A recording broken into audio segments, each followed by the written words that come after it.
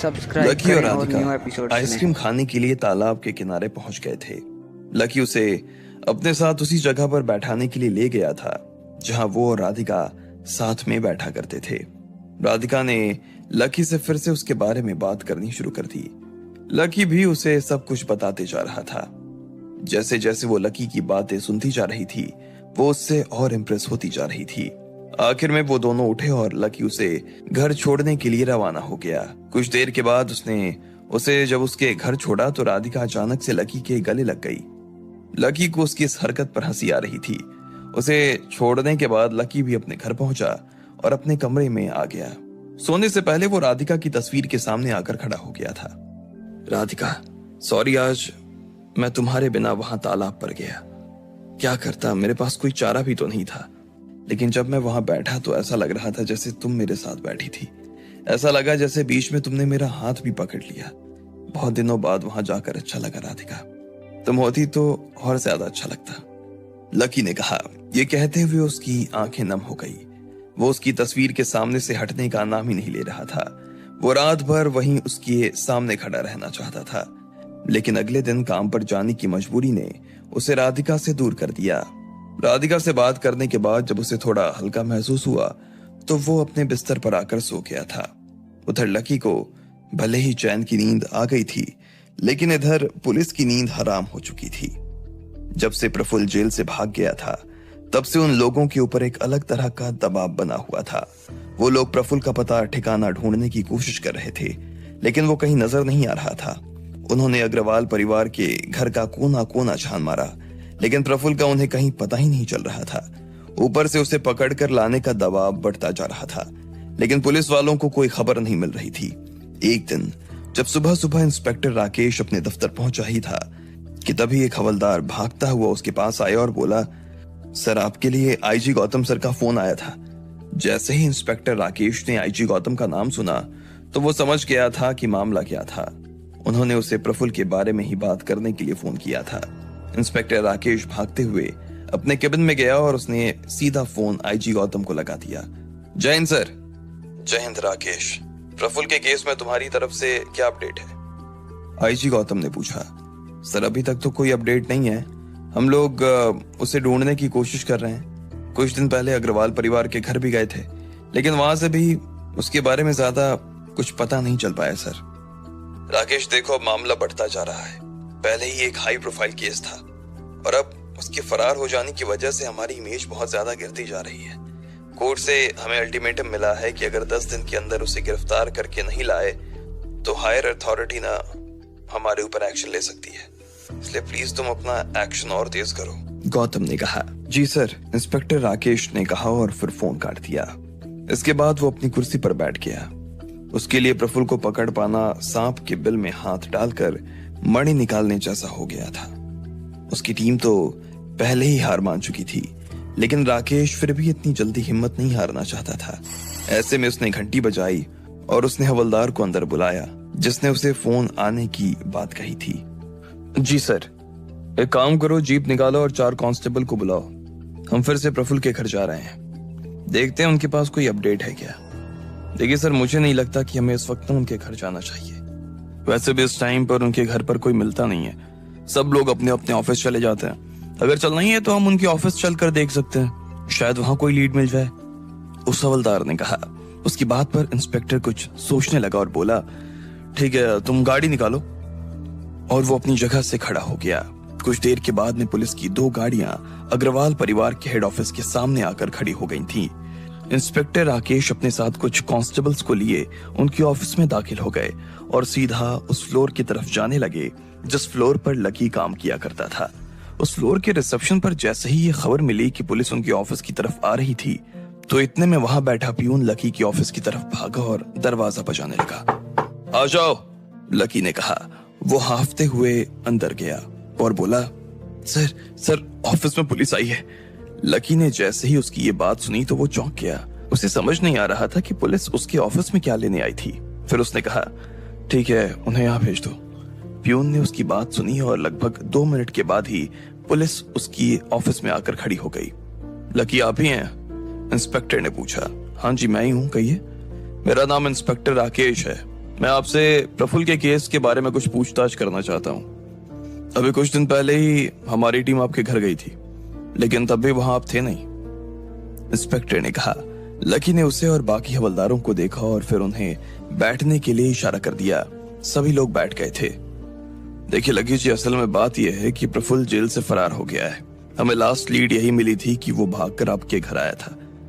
उसके बाद से वो कहाँ गायब है, इस बात का किसी को पता नहीं चल पा रहा है। हमने हर जगह तलाश करने की कोशिश की, जहां वो भागा था हमने वहां भी ढूंढा, लेकिन कोई सुराग हाथ नहीं लग रहा। ऐसे में क्या आप हमारी कोई मदद कर सकते हैं? आप मुझसे किस तरह की मदद चाहते हैं? लकी ने पूछा। देखिए, क्या आपके परिवार से कोई आदमी है जो प्रफुल्ल से बातचीत कर रहा है? कोई उसके संपर्क में है? इंस्पेक्टर ने पूछा। नहीं, ऐसा तो कोई नहीं है, लकी ने कहा। अच्छा, आखिरी बार जब प्रफुल्ल आपके घर आया तो उसके बाद क्या हुआ था? वो क्या लेने के लिए आया था? उसने पूछा।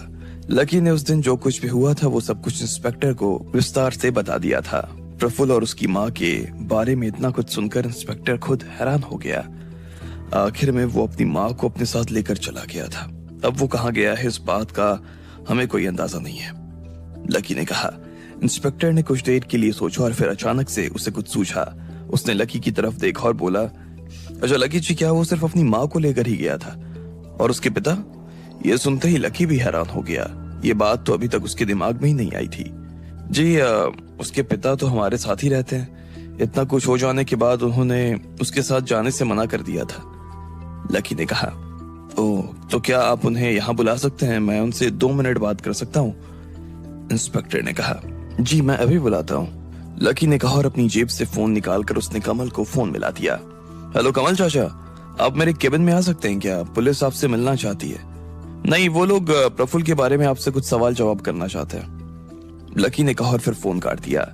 उसके बाद उसने इंस्पेक्टर की तरफ देखा और कहा, जी बस वो आते ही होंगे। आपके लिए चाय या कॉफी कुछ मंगवाऊं? लकी ने पूछा। नहीं थैंक यू, इंस्पेक्टर ने कहा और अपनी घड़ी की तरफ देखने लगा। कुछ देर के बाद ही कमल लकी के केबिन में आकर खड़ा हो गया।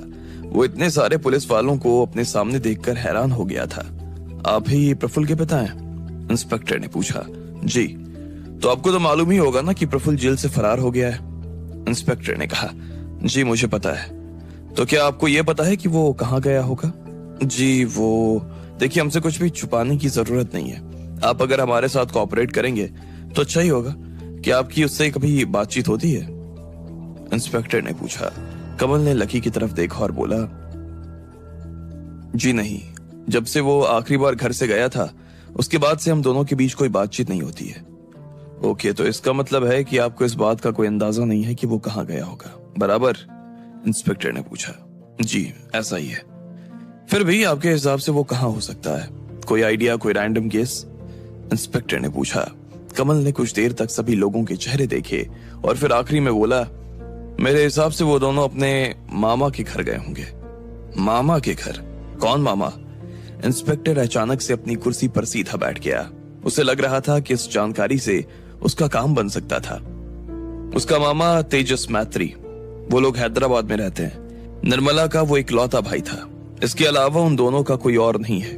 आप चाहें तो एक बार वहां जाकर पता कर सकते हैं। मैं इससे ज्यादा आपकी और कोई मदद नहीं कर सकता हूँ, कमल ने कहा।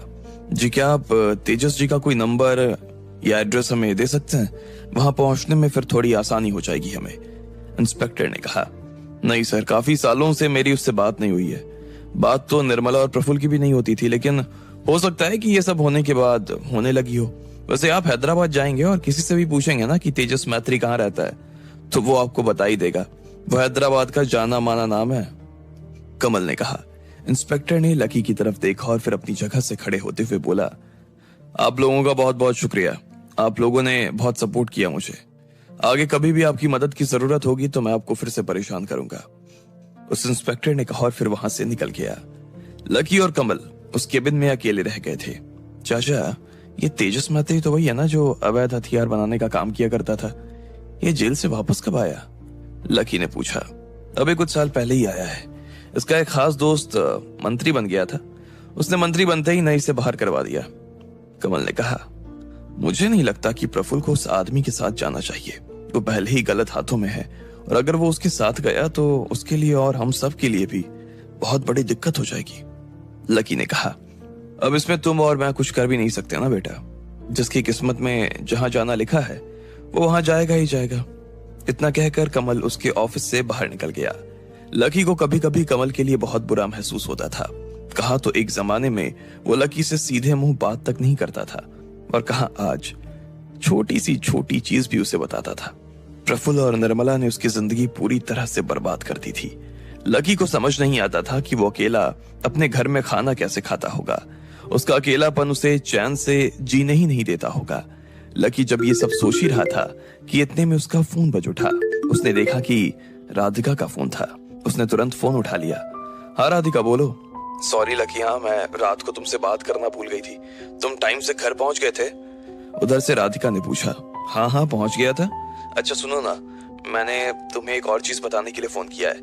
मेरा ऑस्ट्रेलिया का बुलावा आ गया है। उन लोगों ने मुझे परसों की फ्लाइट की टिकट भेजी है। अरे वाह, ये तो बहुत अच्छी खबर है। हाँ तो मैं कल तुम्हारे ऑफिस आऊंगी, लेकिन शायद मैं परसों ना आ पाऊं।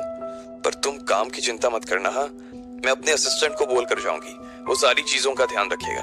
राधिका ने कहा। ठीक है राधिका, लकी ने कहा। अब दोनों को समझ में नहीं आ रहा था कि एक दूसरे से क्या बात करें। उनके पास कहने के लिए बातें भी खत्म हो गई थी, लेकिन वो फोन रखना भी नहीं चाहते थे। तभी लकी के ऑफिस में प्रीतम आ गया और बोला, लकी एक बार जल्दी से मेडिकल रिसर्च लैब में चल। चलो मैं तुम्हें बाद में फोन करता हूँ राधिका, लकी ने कहा और फिर फोन काट दिया। उसके बाद वो प्रीतम के साथ लैब में चला गया। इधर इंस्पेक्टर राकेश अपनी टीम के साथ हैदराबाद जाने के लिए रवाना हो गया था। कुछ देर के सफर के बाद वो लोग हैदराबाद पहुंच चुके थे। उन्होंने बस अड्डे पर एक बड़ी सी दुकान के बाहर खड़े आदमी से पूछा, ये तेजस मैत्री कहाँ रहता है? उस आदमी ने पहले पुलिस वालों को ऊपर से नीचे तक देखा और फिर उसे तेजस मैत्री के घर का पता समझाने लगे। पुलिस ने प्रफुल्ल को पकड़ने के लिए गाड़ी तेजस मैत्री के घर की तरफ रवाना करती थी। अब आगे क्या होने वाला था? क्या पुलिस प्रफुल्ल को पकड़ पाएगी या प्रफुल्ल वहां भी उनके हाथ नहीं आने वाला था? आपको क्या लगता है, क्या होंगे इन सभी सवालों के जवाब? कमेंट बॉक्स में कमेंट करके हमें जरूर बताएं, और सभी सवालों के जवाब को जानने के लिए सुनते रहिए इंस्टा मिलीनियर सिर्फ पॉकेट एफएम पर।